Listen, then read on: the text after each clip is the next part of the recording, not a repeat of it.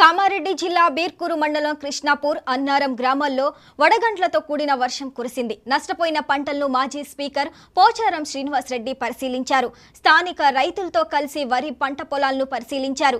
జరిగిన పంట నష్టం సంఘటనలను ఫోన్ ద్వారా కలెక్టర్కు వివరించారు పోచారం.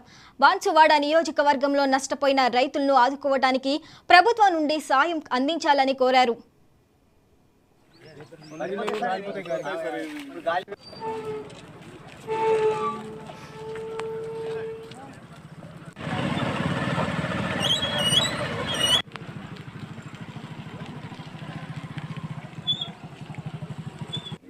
మన వాగు నుంచి అటు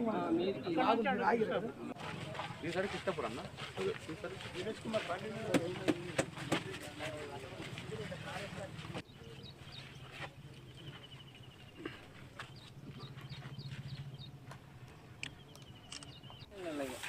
అసలైన